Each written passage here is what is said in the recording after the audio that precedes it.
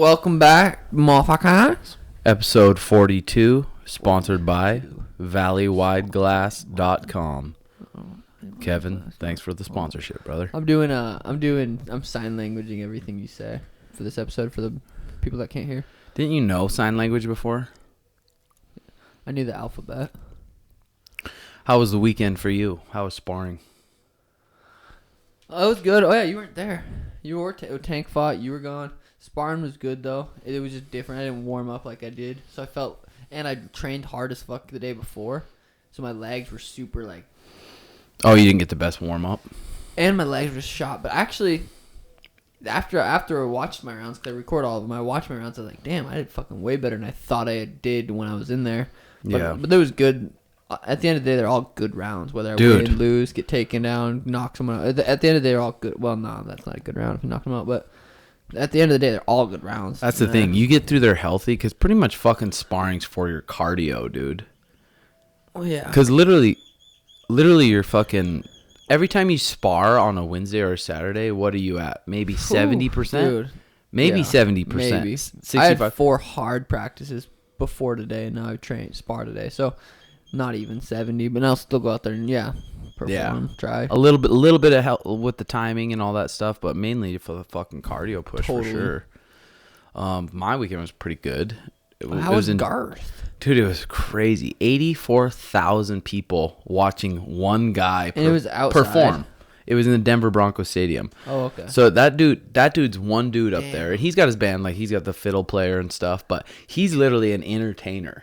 Just getting people fired up. And it's weird because he's kind of heavy. So I was like, he had good fucking energy for 3 hours. 3?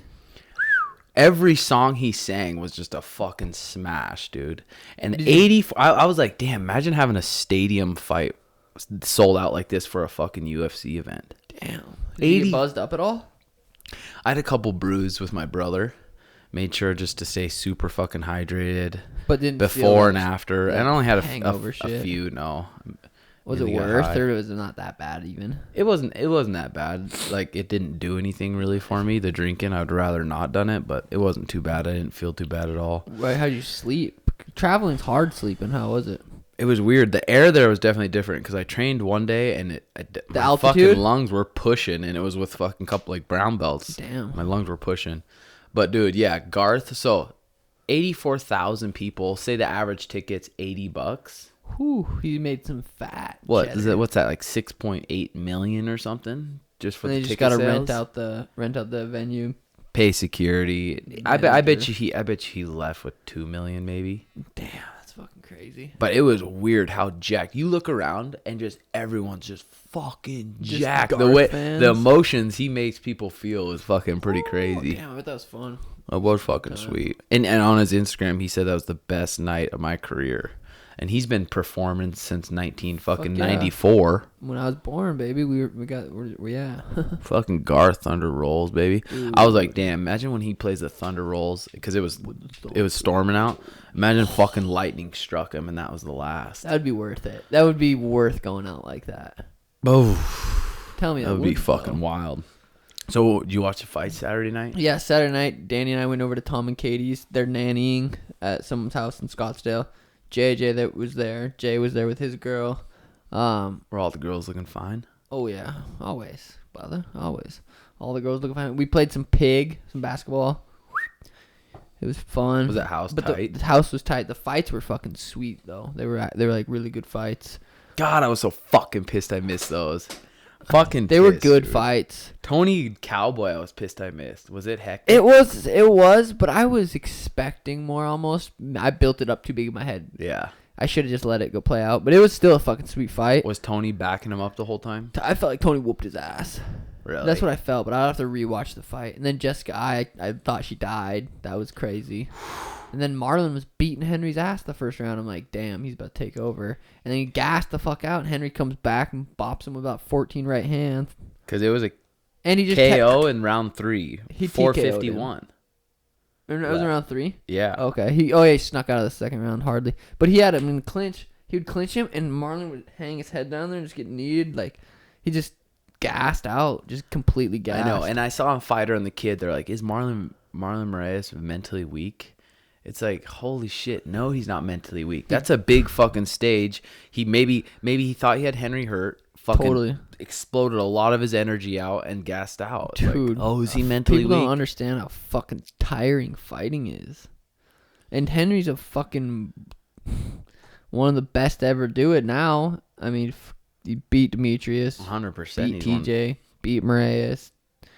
Fucker's good. Fucking kid is a stud, dude. Cringier than a motherfucker, but like everyone say, just embrace that and fucking. I like him, but I don't know why he talks with his face as a sad face. I don't either, Jobin. Maybe it's a Mexican thing or something. Yeah, but that was fucking wild, dude. Jimmy Rivera, Peter Yan. Oh, I thought Jimmy was Rivera was gonna take him. He was looking good, and then but at the end of both first and second round, Peter dropped him literally at the end of both rounds. That Peter Yan just stands there orthodox. He switches. Oh, he does. Yeah, he switches well too. Fuck, and his dude. thing on like the left side when they bring up the fighter, it said Master of Boxing. That's what he says. He looks like a good fucking boxer, but. Damn, I thought Jimmy Rivera was gonna take that one. That's though. crazy. And then Aljamain versus what's his name? That was a sick fight. The guy that knocked out Cody Garbrandt. Pedro Munoz. That was a sweet fight. That was a fucking sweet fight. Aljamain that was the first fight I've ever watched Aljamain. I'm like, damn, he didn't look boring as shit. Really? Like, he looked good, yeah. His stand-up improved? Yeah. He just throws a lot of funky stuff, but yeah, he looked good. So next week is John Lineker and Rob Font. Ooh, damn, that's a good... Damn, they're in the Division 2. Fucking Division stacked. Dude, it is. It's fucking Jesus. stacked. But all those guys, age-wise, are kind of at their prime and their peak. That's what I was telling Will, like, 5-6 years when you're entering your peak, they're going to be on the downslope, so it'll be perfect. I'm Chan Sung Jung, my prime. Hanato Mosiano. That's the main the Korean event. Zombie. Yep. Yeah, that's going to be a sick fight. And then Brian Barberina, Randy Brown. That's next weekend? June 22nd. What the fuck? Is Brian coming down? No, he's doing his camp in Tennessee. Did you see how long I held my breath for? Over 2 minutes? In the sauna, dude. Was you just deciding to do that? Well, I watched that David Blaine thing. He would practice every day. I can't tell you the numbers because I forget. But he would go, and then he'd hold his breath. And 2 minutes? I did 2 minutes. 2 minutes, 3 seconds. Damn, I wonder if I can beat that with my fat lungs. But I did it in the cold plunge, too, because I sat in the cold plunge 3 minutes. I took, like, 3 breaths is all, the whole time. Holy shit. But it's fun, dude, because I took a puff, and I was, like, high, but not super high.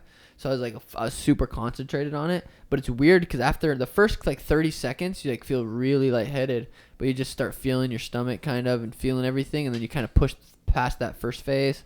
It's fucking weird, dude. Listening to David Blaine will trip you out. It was like, damn, things are possible that are impossible. So is he doing that shit, or is it magic? No, you just have to watch it. There's shit that he does that's... It's a superhuman. Would you call it superhuman? He just practiced. He practiced every day. For like, he said I don't want to say it because I don't know how many... For an hour, he would actually only breathe for 8 minutes in an hour. And he'd do that all, like, first thing he'd wake up and do that for 3 hours. He'd breathe what a fucking freak. When we go to Vegas early, it'd be fun to catch one of his shows. Dude, I wonder if he does caught shows. a bullet in his mouth. And this isn't that wasn't magic. It was just him being crazy. He pulled the trigger, so he had the wire on the string, the gun, the laser. He had a glass thing right there. Did this live at the MGM. I watched it on the TV. That had to have been magic. No, because no, dude, you want to watch it. He fucking lit the laser. He lit the laser. Try on his it, dude. mouth. Grab a gun. I could do it, but he had this dentist mold this mouth guard for him, and he pulled the bullet. So you could see the laser right where it needed to be, and he pulled it, and it shot, boom, and the thing broke in his mouth, so he started bleeding a little bit. But he thought he died, but then he's like realized he didn't. It was fucking. And then he went to the hospital. This is nuts, dude. Let's go to him then, dude. He's magic. Another fight coming up is June 29th, Francis versus Junior. Who you got? Fuck. Francis. Yeah, those big fuckers are so hard to say. Husier Formiga versus Joseph Benavidez. Damn, so they're still keeping the flyweight around. So if Demetrius would have beat Henry, I wonder if they would have cut it out. Well, I heard someone saying, like, the reason the 25 division was so boring is because Demetrius was the champ. Yeah. Now it's like, oh, Henry's a champ. There's some more fights to make. I wonder what he's going to do. Is he going to fight the winner of that next? Or is he going to fight Aljamain next? Yeah. And then if he defends both and wins both, he's a fucking But just like legend. his coach captain was saying, they want to try for the 45. Oh, yeah. He wants to fight Frankie if Frankie wins. Because that was Marlon's boy. Oh, damn. That'd be tight. Could you imagine? That'd be probably a good scrap. They're about the same size, huh? Well, dude, Frankie's a 35er, really. Yeah, for sure. Then he goes and fights Khabib. Mauls him. Fuck. Poirier versus Khabib. Fuck, that's a good fight, dude. I feel like Poirier's got the mindset to win. I feel like he just has to knock him out early. Yeah. Or just knock him out in general. Oh, and if he gets taken down, just don't get finished. Get fresh the next round. I don't know, it's be hard. Those fucking fights are so hard to guess. But if it gets into those late rounds and it's a boxing match, Poirier might Khabib kind of gets tired and doesn't start, pulling his chin back a little bit, but it's hard to say. Fucking hard to say. Damian Maia versus Anthony Rocco Martin. That's a good fight. I don't know who the fuck. Robbie Lawler and Woodley. That got canceled. Wasn't that supposed to happen a while ago, though? Damn, and then your card. That's sweet, the Airbnb you got. Oh, yeah. We're going to get sick footage there. Single wide trailer in a trailer park. It's going to be fucking legitness. Connor let me borrow it. Did he? Yeah. Fuck that. It's a Shug Mansion. Shug Mansion, baby. Got Jay's pull-out bed in the living room. God damn, I made this tea too hot. How's your body been feeling since you've been doing that diet? I feel like I'm recovering fast as fuck. Today's the first day I'm like, because of how hard I trained the last 2 days, 2 times, both days. I'm feeling it today. I feel fine right now that I'm up and moving, but fucking sore as shit. It's weird in the fight camp. Like, the training sessions are shorter, but they're so intense. Your body's just like, fuck. Yeah. It's fucking brutal. But I did cold. Last night usually I do hot, cold, pool, shower. Mm-hmm. Last night I did cold, hot, cold, pool, sauna, shower. So I think, and then I did an Epsom salt bath this morning. So I've been really trying to focus on that recovery. How have you been doing your meditation app? Yeah, I did today I did it in the Epsom salt bath, day 13 or 15 or something like that. But fuck, that app that's the way to go. It just having him talking, he has you feeling moods now, emotions, sensations, all that stuff's fucking good. Yeah, it's good. It's a 50-day program. 50 days? It's the intro course is 50 days, and then after that, every day he comes out with a new one. But it is fucking good, dude. I think anyone's life could improve just by doing that app. I was telling Danny last night. I'm like, I have had zero. Like, I felt like I had anxiety quite a bit, and I don't know if it was because I was out of fight camp and I just wasn't in. I felt normal because my injuries, all this shit. But I haven't had any anxiety lately, like none. And I don't know if it's from just being so consistent meditating and eating perfect and sleeping good, or if it's that I'm just back to normal life. I'm in fight camp. I got a fight coming up. Like, it's normal. Or if it's a mixture of everything. But I was like looking back, I'm like, fuck.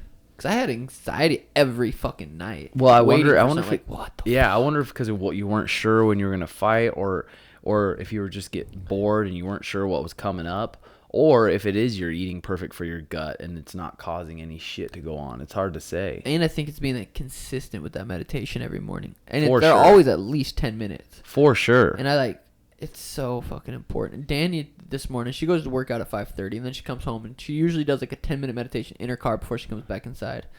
She came inside today. She was kind of grumpy, like cleaning, kind of pissed off. And I'm like, knowing she didn't meditate, I could tell. Mm-hmm. I'm like, did you do your meditation? No. I'm like, well, if you would have, I don't have time. I'm like, you could have done. What do you mean you don't have time? Now you're acting like this, and you do have time. But just don't talk to me. Don't talk to me. I'm like, you could have done 5 minutes, and then just got. I could tell. I went in the living room, didn't say anything, and I was like, fuck, maybe I shouldn't have brought it up. But I was like, it needs. If I was acting like that and I should have meditated, I would want her to say, did you meditate? I'm like, no, I should have. Because when you're in those moods, it's either, okay, you could be tired, you could be hungry, but you're not living in the moment. If you're snappy like that. Mariah, like, even last night, kind of like barked at her, don't bite me, like yelled. I was like, holy. I was like, lost control there a little bit, did you? She got fired up after. She said, yes, I did. I'm like, do you feel embarrassed when you do that? She said, yes, I do. Just being accountable for each other, so important. Just like, did you meditate? Dude, and in that Tools of Titans book, and the smartest people I've ever talked to, they all said they have a meditation Muhammad practice. Ali. I don't know. Did he talk about meditation up in this cabin, up in his thing in that second series? In what was that place called? Big Bear? Muhammad Ali training camp? I don't remember. But yeah, just most intelligent people. And then every one I've talked to, they said that's some form so of meditation. Yeah. So fucking important. It's crazy. I liked that podcast with that Naval Ravenanak. Nasal. Just talking about happiness and stuff. If you haven't listened to it, it's on Joe Rogan's. You should listen to it. Yeah, it's really good. Interesting. So even on your diet and shit, have you become super snacky at random times? Well, now, because I'm trying to keep my weight up to like 153, 154, and until that Monday fight week, then get it down to like 152. So like this morning I woke up at 152.4. So I feel like I could eat a little bit more, but sometimes I get I'll get snacky randomly, but I've been trying to stay on course. But everyone like that I hang out, they're like, God, I've never met someone who fucking likes to eat as much as you. I'm like, yeah, but you've probably never also had to cut weight, and you've probably never also had to work out twice a day, every single day. Yeah, you get fucking hungry. When you cut, like the cut I had at 25 was my worst one. That was traumatizing. Then yours cut to 55. You had traumatizing, like for sure. I want food, like fucking wanting it like that. It's crazy. That's fucking for sure. But yeah, but also you like to eat too. I do. That's just you. Dude. I didn't appreciate food as much until I moved down here and lived with you, and you're just like. Mm-hmm. I just remember though, you just eating food. I'm like, dude, the quality of the food, and you're like, whatever, dude. Whatever, eating dude. Cheese, just fucking cheese. Wiping it in ranch. I swear this kid could eat fucking shit with ranch on it, and it'd be good. Good ranch. Dude, my cold plunge, $140 and got it delivered. That thing's huge. You could drown like 3 people in there. Dude, it's tight. It is. That thing's fucking sweet. Literally, there's Ben Greenfield has a site how to make your own cold plunge, like what you need to do. Like I still haven't done it yet, but you need to put hydrogen peroxide food grade in it.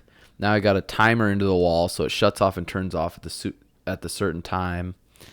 And now I got this little laser temperature gauge to see what temp it's at. So when you hand me that grounding thing, that's if you want to keep it plugged in and getting into it. I think. Are you sure? Not sure. But I think he still said unplug it when you get in. Okay. But last night Mariah and I are sitting in it and we're like, fuck, we forgot to unplug it. That's like, literally why I text you that, and then I'm like, I'm gonna text Mariah that just because I feel like Tim's not going to remember. And I'm like, Mariah will remember. So I literally text Mariah, too. That could fucking throw on a... Straight zap me. Dude, and Eckert just drowns in the pool. God. How much time are we at, Jay? 18, perfect. I think that's perfect time to introduce our guest. The one. Will Harris, Anatomy of the Fighter. He's down here doing... our brother. Doing episode 3 of the Timbo Sugar show. So he's... We might as well get him on. Is this one on? Is this one on? Jay? Not on. Can you click it? It's number 2. Come on in, Big Will. Well, this chair's big. There we go. Damn. So we're good. Okay, we're back with our brother Will Harris. What's up, fellas? Fucking A's, bro. I remember a long ass time ago, years ago, I'd be like, damn, who's this guy who's making these fucking vids? And I'd watch every Anatomy of the Fighter, and I'd be like, this shit's fucking tight, dude. I remember you showing me a long time ago, too. So your title's a cinematographer.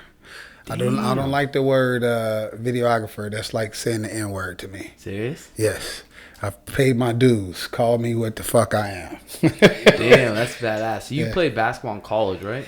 Yeah, I grew up in Illinois, a small town called Carbondale, Illinois. Mm-hmm. Very small town, and got a lot of Division I low offers my senior year and junior year, and I chose to wait until my senior year to sign, and that you don't do that. You're supposed to sign early, and I was like, I'm gonna get a bigger university to come along after my senior year. We fucked up and had a horrible year. and those colleges was like, y'all suck. I'm not, you know. So I ended up going to a high-level Division II at the University of Southern Indiana. The head coach is the coach at Auburn University right now, Bruce Pearl, who led him to the Final Four this year. He's one of the greatest basketball minds that ever lived. So when I went on a recruiting visit with him, I got laid a lot. So I was just like, I like this university. I'm gonna go there. A lot, 1 or 2 times, or some orgies.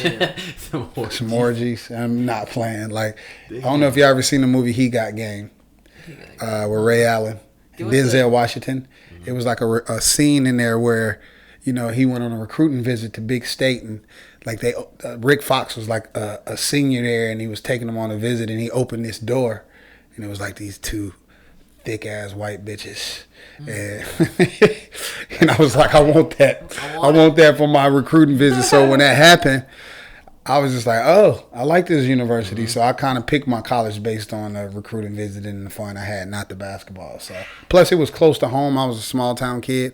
I didn't want to go to like Florida and some of these places. So I ended up there, and I tore my ACL in college. And that year I tore my ACL, I had to sit out, and I bought a camera, and that's how it started. Damn. So what were you going to school for? Well, I just had to like business administration, advertising. I got 2 college degrees. I have 2 bachelors. Damn. And I picked up this camera because I was obsessed with The Real World on MTV. Oh, really? And I was just like, man, I'm gonna buy a camera and really, you know, try to live my life through that, because I had to sit out, and that's how the passion came. And from there, I was in love with documentary content. I've never wanted to be like a Hollywood director, or I shot a movie. No, I've always wanted to do documentaries. So what I'm doing is like my dream. So how old were you when you decided? How old were you when you picked up the camera? Well, I finished college. I was one of the best basketball players in America. At my university, I got records, everything, all-time records at my university, and I graduated. So from there, you either say I'm good enough to try to get in the NBA, or I'm going to try to go play international. So I knew the NBA thing wasn't the thing for me, even though I still had those. I tried out for teams and things like that. But overseas was a foregone conclusion. So I actually moved to Phoenix in 2005 and lived here for a year. Didn't want to play basketball. I was like, man, I'm done. I've done it all my life. But then I had to get a job. I was working at fucking call centers out here and shit. And I was like, no. So I have a guy that we call is my cousin. He's not my cousin, but I grew up with him. So we say cousin where I'm from. Troy Hudson. He was an NBA basketball player. He played for the Minnesota Timberwolves, Orlando Magic, and the LA Clippers. He lived in Minnesota at one point. So I wanted to go up there during the summer and train with him to work out and impress his agent to get overseas. And honestly, man, this podcast is too short to tell you about the journey I went on after that. But I got done with the basketball thing after about 4 years, being around the world and everything. And then I had to come home and get a job. And I did. I got a job as like a athletic trainer, but it was all about resistant training. So I would like sit with a person, rehab my legs between his legs and squeeze them in, and he tried to squeeze them out, and it was like 70-year-old patients. And it got to a point where I went through a couple jobs. I always quit jobs after like a month. I was like, bro, I'm depressed. I don't know what the fuck I'm gonna do with my life. So I just had an epiphany one day. March 3rd, 2011. That was the day. That's what I thought. March 3rd. March 3rd, 2011. I said, I'm never gonna work for nobody again. And I had a roommate at the time, and we got to pay bills, and I quit. And he was like, bro, you always quitting jobs, bro. Like, and I was like, bro, I can't work for nobody, bro. I'm gonna end up getting fired or in jail, cussing somebody out. So that day I decided to buy a camera. And I used my income tax money to buy a little Canon T2i camera. And the rest is history. I mean, it was the rest is history. So it's watching documentaries in the real world got you pumped up. Like, fucking, I could do that. Yeah, well, my favorite 2 documentaries of all time is a documentary called Hoop Dreams. So a popular basketball documentary based on these 2 guys they followed from 8th grade all the way to college in Chicago. And that was the one that because I was from Illinois and I was a high school basketball star, so that kind of like watch that all the time. And then Pumping Iron with Arnold Schwarzenegger. I'm gonna get you fired up. That's the greatest documentary ever to me. So because it was so intimate. Yeah. It's like we know who Arnold Schwarzenegger is now, but the fact that somebody filmed this guy way back then, and he was obviously Mr. Olympian, but that really wasn't superstar. You Mr. Olympian, and then he became Arnold to us. Yeah. And the fact that we got this old footage to look back on is why I got obsessed with documentaries and things like that. And getting into MMA, that's just a whole. I stumbled into that. That wasn't even supposed to happen. Really? I was just sitting at home in Florida, bored on Netflix. Tinder. That too. I was on that too, and I was like, it's nothing on MMA, guys, because at that point I was already like going in little gyms, filming stuff, but I was like, it's nothing for MMA fighters. So I told myself that day, I named it and everything. I said, I'm gonna do a documentary called Anatomy of a Fighter. Damn. Just a documentary. Just one, not a series. It was just going to be a documentary. Because I already had the guys in Florida, the Black Zillions. I had guys over at ATT. I can go film these guys and make a little documentary, put it on YouTube, Vimeo, sell it, whatever. And I spent about a year of my life traveling all around the country, getting more and more content. I got obsessed with the stories. And I was like, yeah, I've shot enough guys in Florida. I need to go out and do more. Conor and Floyd was about to fight. So I was like, I'm moving from Florida to Vegas for the whole summer. So I moved myself from Florida to Vegas just solely because I said I just want to put effort into, I want to meet Conor. I want to meet Conor. I want to meet these guys. That's how I felt. And I moved to Vegas that summer of the Conor Floyd thing. And I met Ali Abdelaziz through Rashad Evans. So he was like, yo, man, my guy Ali is out there. You should meet this guy, man. He's a manager for a lot of top fighters. I didn't know who he was. And I never forget meeting him. He had me meet Renzo Gracie. That was the first time. He's like, yo, Renzo Gracie, you know who that is? I was like, yeah, I know the Gracies.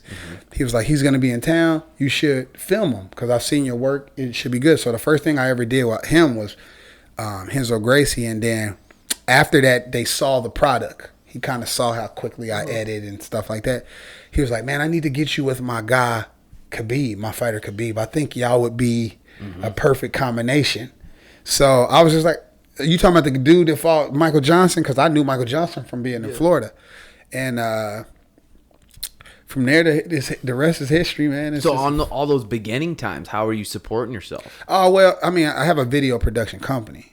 So, for weddings and that music kind of videos. Shit. All that kind of stuff. All that type of stuff. I mean. So you had that going Yeah, well, my wedding business is what supported me. You know, that's a recession-proof business. Yeah. You know, I could make $200,000 a year doing weddings and not have to do anything. Easy but to me, that doesn't have the sexiness to it, right? Even though I get, it's a rewarding job doing these beautiful weddings around the country, being able to go to receptions and see fucking drunk bridesmaids. You see some of those wedding videos, you fucking get a little teary-eyed. Yeah, so I had an obsession with that, but then I was like, bro, I didn't go to school or pick up a camera in college to do no damn weddings. I got to do something else. So what happens is, as a filmmaker, you just do odd jobs to support yourself until you find a niche or something you want to do. And then you say, I'm going to put all my effort into that. And that's what happened. Anatomy of a Fighter didn't supposed to happen. I was supposed to do a film. And then what happened was I saw the response. And then I saw the struggle of the fighters. I saw how poor these guys was and how they couldn't support themselves, how they couldn't pay me. I was like, bro, somebody need to document this stuff. Like, somebody really need to put their effort into it, because I knew, no offense to them, the UFC, Bellator wasn't going to they don't care. Yeah. They care about fight week. They care about doing a piece on Shine if you got a fight coming up. But they don't care about really doing your life story. They don't care about the renovations to your house and things like that. They don't care. And you lose one fight, you better be worried about your job. There you go. So for me, I was like, what happens if Sean O'Malley's career is over and he ain't got nothing to look back on? What are you going to call the UFC and say, can I get some of my fight footage for this thing I'm trying to do? No. Yeah. So my thing was, let me create a platform that where 10 years from now, Sean O'Malley is like, yo, bro, we should do a documentary with all that footage. Fuck yeah. And, you know, my thing was not do something different from these embedded shows. Not just film the fighter, film the coaches, film the gyms, film the wives, the girlfriends. It's called Anatomy of a Fighter. Like it's everything that makes up what you reading, what you eating. You know, how you've changed from this year to that year. The last time I saw you was a year ago. A lot's done changed, right? Fuck yeah. So think about that. That's the beauty in filmmaking. A year ago, you was his roommate, moving out like that week, I think. Yeah. You know, we went from you talking about getting meat from Joe Rogan, and now I've met Joe Rogan. Like none of that was supposed to happen. You see what I'm saying? Like it's crazy how just the universe will put you in line with everything. So you've been to a lot of states. Yeah, I've been Where's all over the world. Tinder states? The best Tinder states is Minneapolis, Minnesota. Okay. Denver, Colorado. Ooh. What about Russia? You get any swipes? Well, I was in Dagestan. No swipes. Yeah, during Ramadan. Muslims? Yeah. Any Muslims, but every one of them. Shout out to my Muslim community and the culture. Every one of them. I'm not Muslim, so I like women publicly. Yeah. Damn. So I bet that was a trip. No, it was life changing because the problem with Americans sometimes is we go other places and we bring our culture to them. No, I say, you know what? This Ramadan, I'm not going to eat as well. That's cool. Hell yeah. I'm going to embrace exactly what Khabib and his family is doing. I'm going to, and I felt the experience. Now, if I would have went over there, because Khabib then was trying to feed me, brother, eat a Snickers, an energy drink, anything. I'm like, nah, bro, I'm doing exactly what y'all doing. That's cool. That's awesome. So I think that's the reason why like our relationship developed, because Respect. This man invited me into his home and I adopted his culture. I ate his food. I tried to learn his food. I knew how to speak words. I know how to say some Russian words because of these guys, and I feel they, That's badass. Yeah, and they probably really respect you for that. But were there any chicks there you could flirt with or no? Well, we went to this one restaurant called Hollywood in Dagestan, and it's a nice like American style restaurant where they feed you French fries, burgers, pizza. It was a couple waitresses in there, but it's out of respect. Like they were beautiful. I'm talking about 10s. Ooh. Yes, in regular clothes. Damn. But at the same time, they have a culture and rules with married women and what they wear. And if you're not married, it's something. I don't know everything, but through going to Dagestan, I learned a lot. Damn, that's cool. Yeah, it's pretty cool. So, like, if you haven't seen Anatomy of a Fighter, which I'm sure most of you have, you got to check that shit out. He's done videos, Habib, Henry Cejudo, Cowboy, Zabit, Mike Perry, like the list goes on and on. Who's like the craziest motherfucker you've been around? Mike Perry for sure. He's a character. I hope one day y'all can get him on here. Is he good? He needs his own TV show. ESPN needs to just invest in him. Right? I bet it's good. Yeah, Mike Perry is, because you know why? He's the first fighter to lose and was honest about it with me. And like he lost to Cowboy. He looking at the camera talking like that's priceless. Really, you can't pay me $50,000. Like the moment, like him and Frank Lester, and he not with Jackson's anymore, but how he's like telling him you ain't got nothing to be ashamed of, like, and he doubting himself a little bit and things like that. And then he walked up to Cowboy, and the Cowboy was like, "You lit the fire in me, thank you." Like all that shit talking. Fuck him, that was badass. That was like priceless moments, and that's what keeps me going. Fuck yeah. Because this shit is tough. Supporting you, like, listen, I've walked away from hundreds of thousands of dollars of content I can get paid for to say I'm gonna put the money I make from doing other stuff into this. I've put 6 figures of my own money. Listen, I flew here yesterday to film Bader and Shine, and that's $1,000 round trip ticket, a hotel. That's almost $1,000, $800. Like, so that's just for one trip. Yeah. So now imagine if I need to go somewhere for a week. Because I realize a lot of fighters can't pay me what I'm worth. Yeah, for sure. If you're gonna pay me $500, you just keep that, right? Yeah. And I get that, and that's what I hate about the fact that these guys got show and win money. I think that's a fucking crime. Oh, for sure. Like, come on, man. Like, I've seen these guys. I've seen some guys getting 45 and 45, and then they lose, and now they like, damn, man, I can't pay my coach. I can't pay, like, seriously, because they probably already in debt. Yeah. And that's why I was like, you know what? These guys are going through that. UFC ain't gonna never show that. No other organization gonna show it. I don't even want to show it, but I want to show these guys are humans and they got real emotions too. And that's the reason why I feel like the community has connected with me. I feel like, I could be like, oh, I should have 1 million subscribers already, but I'm not even a year and 7 months into doing this, so it's like patience. Just like you were saying about Rogan. Yeah. Looking back on his. Yeah, if you watching this and you go to Joe Rogan's channel, I did this the other day. And when you click most popular videos or oldest videos, go to his oldest videos. He got Eddie Bravo on there. He got all these guys. 11,000 views, 20,000 views, just 40,000 views. In a room like this. A year into it, 50,000 views. Like, and they just a small little room, dark. You can barely see them at that time. It was horrible, right? Yeah. But they having fun. And that's one thing Joe told me, bro. We started out I wanted to talk to my friends. And then it just became this. And I feel like I couldn't imagine where Anatomy of a Fighter would be once I get backing and a sponsor and things like that. Like, I'm a competitive guy. Like, I can never compete against UFC. They're $1 billion company. WME owns it. ESPN is backed by Disney. Yeah. Trillions of dollars. This one guy should never be a threat to them. And you are. But you damn right. I think if I had backing, I could destroy the industry with what I really want to do. I'm sure. And I'm surprised UFC hasn't tried to pick you up and then try to control all your stuff. Have they came with you any job offers? Listen, man, I will never sign with the UFC.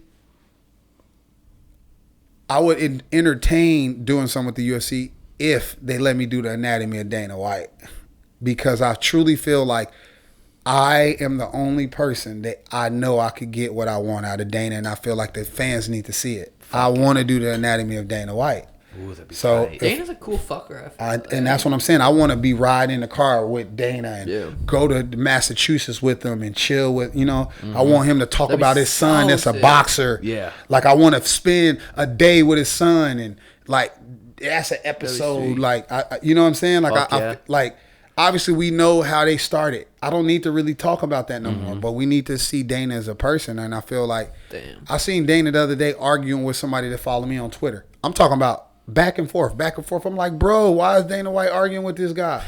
What is wrong? Dana was like, I'm bored. That's what he said in the comments. I'm at dinner, I'm bored. I'm like, Dana, cool. Because who else could you get president to do something like that? Joe Rogan would be a sick one. Anatomy of Joe Rogan. But he's probably like, fuck that. I wouldn't want to do the Anatomy of Joe Rogan because he's not going to have me in fucking mountains where a mountain lion can bite me on the ankle like your little dog. Like a little beetle. The first time. Joe is wild. But I told Joe that I would love to do a behind the scenes of a fight companion. That'd be sweet. That'd be epic. Or when he go on the road for a comedy special. Ooh, that would be good. Pimp. Like, you know what I'm saying? Like, that'd be dope. So I want to do Eddie Bravo. I want to do an Anatomy of Eddie Bravo because of jiu-jitsu. Fuck yeah. Yeah, 10th Planet. The Anatomy of 10th Planet. Like, so how do you decide what fighters you're gonna do next? Well, I'm a fan of fighting.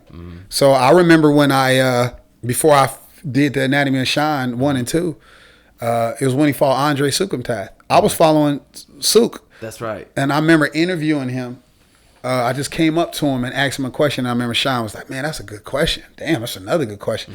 And the way he answered, I was like, I want to do a series on this dude. Tight. Is that on Media Day? Yeah, it was on Media. It was on Media Day. And I was like, when a chance come around, because that's how I do it. I follow you, and if I like you, I'm going to reach out to you. Fuck yeah. It's not, because you got to understand, I'm funding this on my own. So if I like you, I'm going to just say, yo, let's do something. And it's always going to be like that, no matter how big I get.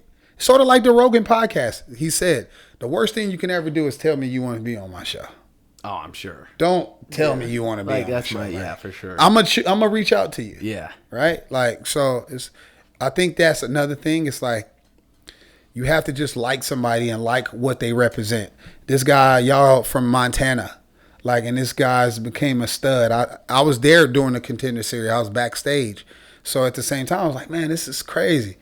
And I built a big enough platform to where y'all recognize it and say, okay, because you can't just give anybody your time of day. Right, totally. You got to. Sure. I'm pretty sure everybody want to interview you, and I mean everybody want a video, and that's the thing that I don't want to get lost in this.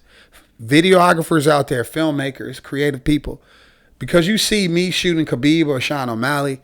Start low. Start with an LFA guy or a Titan. That's what I did. I didn't care about, I want to get the biggest name. Cause I don't do this shit for views. Fuck these views and subscribers. Yeah. I like this, what I'm doing.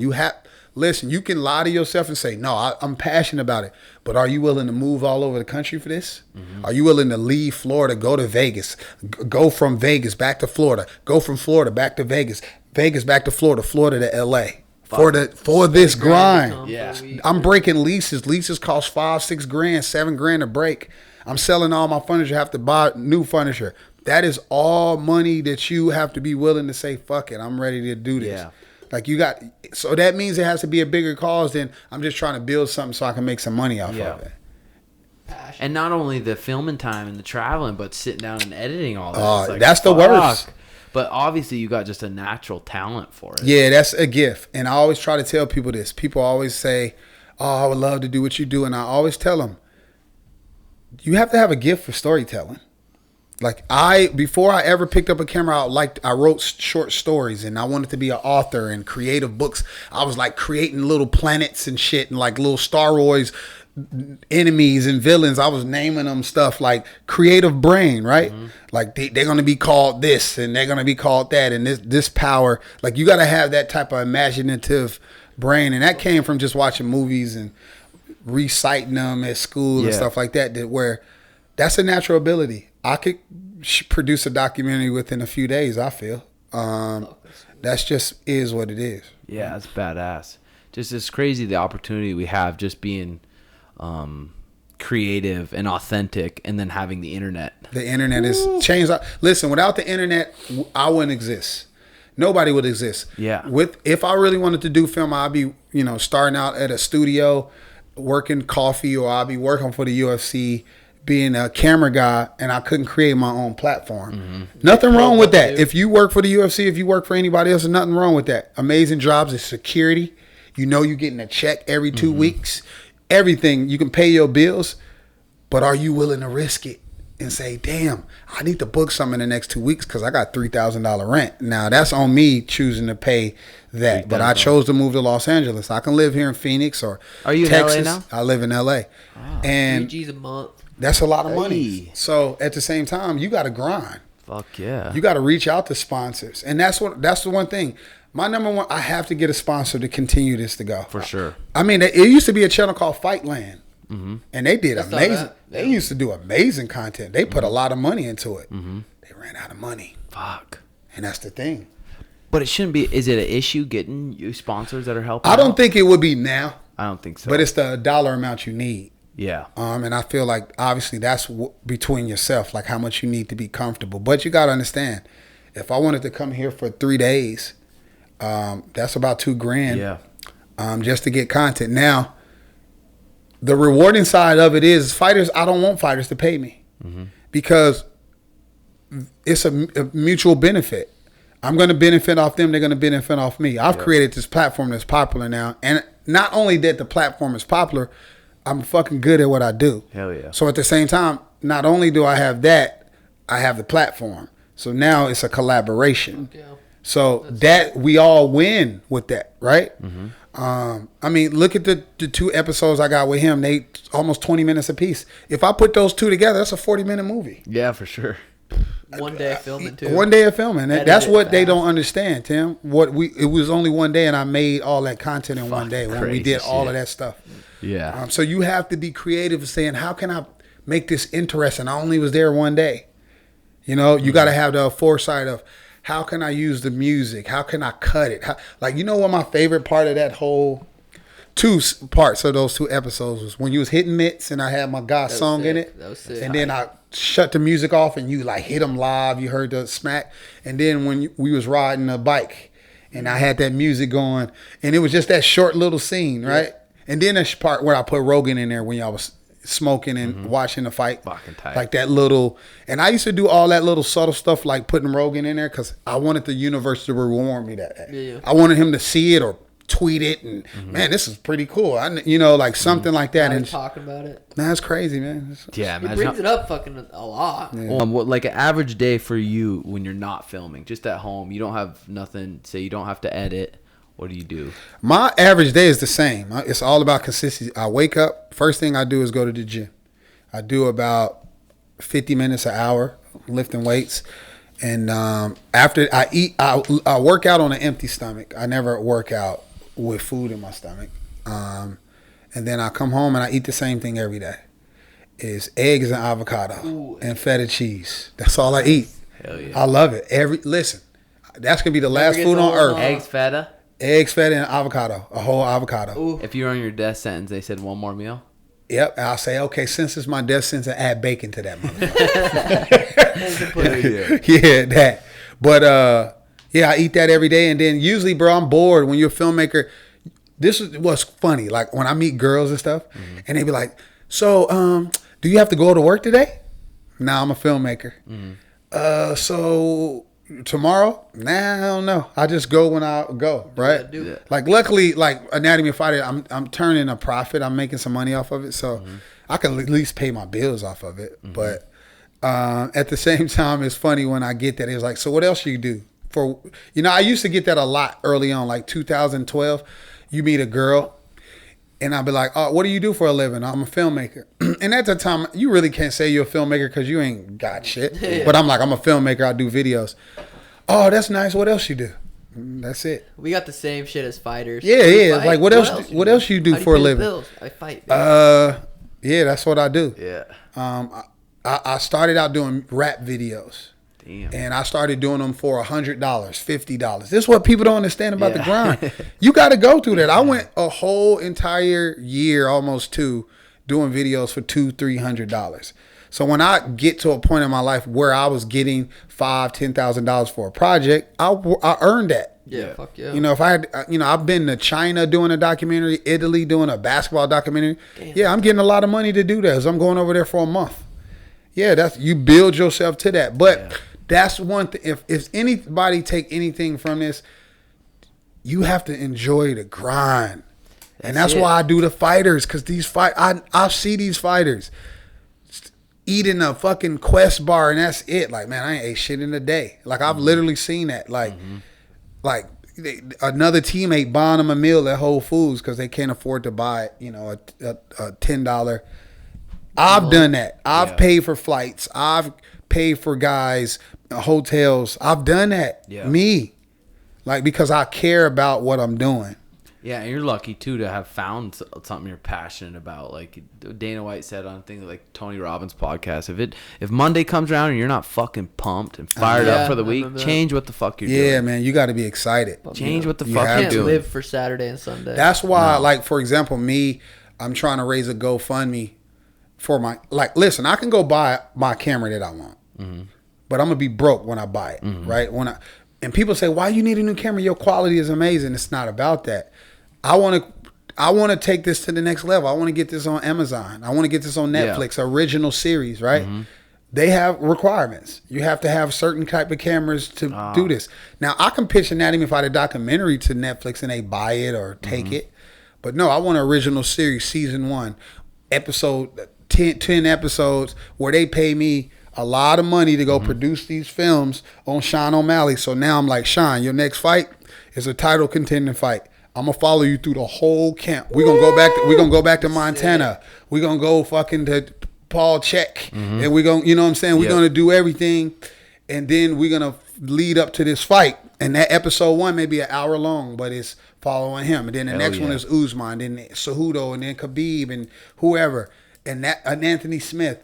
That is Anatomy of a Fighter I want to have on like a Netflix series or Amazon.